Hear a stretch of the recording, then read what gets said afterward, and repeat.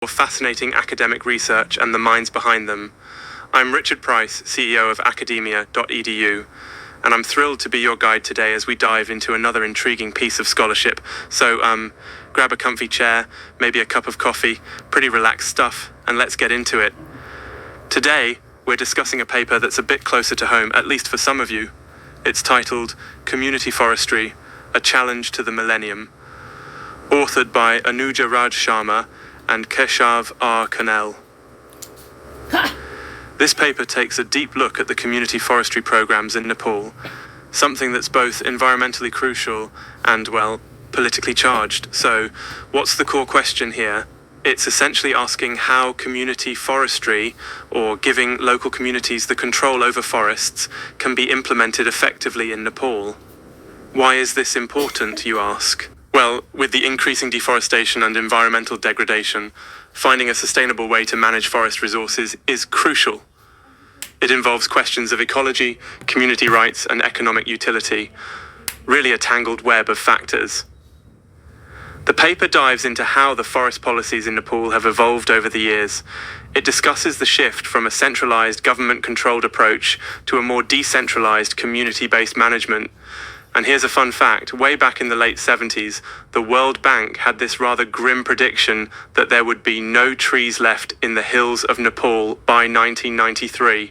Like, seriously? 1993. But fortunately, community forestry has stepped in as a solution to combat this looming disaster. Let's talk about the current policies. Community forestry is all about identifying who uses the forests, setting management rules, and letting the forests be managed by those who live with and understand them best. It's like saying, hey, you live here, maybe you could take care of this better than some faraway government body? Sounds sensible, right? The authors point out that community forestry isn't just about growing trees, it's a means for social development, involving communities in decision-making and reducing poverty. The Master Plan for Forestry sector emphasizes empowering local communities and using forests to meet basic needs, while also focusing on economic growth. Anuja Sharma talks about what's needed for success in community forestry.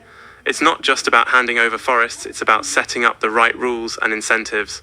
You need structured ownership, management rules, and social norms that ensure everyone plays nice, or at least doesn't cut down more trees than they ought, right? Yet, there's a hiccup. The government initiated a policy obligating community groups to deposit a portion of their timber revenue back to the government. This policy was met with uproar and face-o-fun, which is like the guardians of the Community Forest People Alliance, is absolutely fierce about this. They see it as a barrier rather than a help. And then there's the problem of exclusion. Even when forests are managed at the community level, those in disadvantaged groups have sometimes been excluded from the benefits. The legislation needs to ensure these groups are equally represented and can benefit from forestry management. Now, the paper also presents some fascinating insights on challenges like service delivery and monitoring.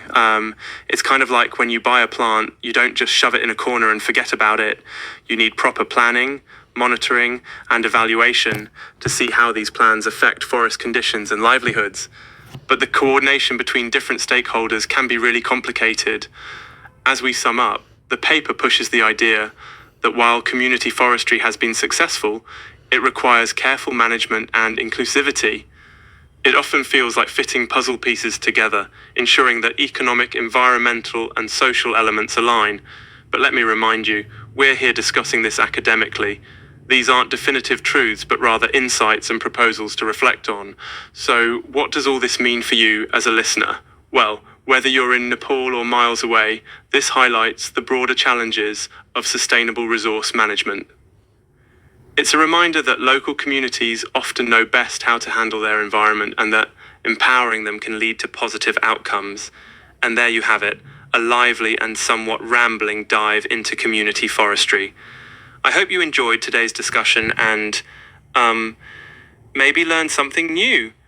Thanks so much for tuning in, and don't forget to join us next time on In Depth with Academia when we delve into more intriguing academic worlds. Have a fantastic day or night wherever you are.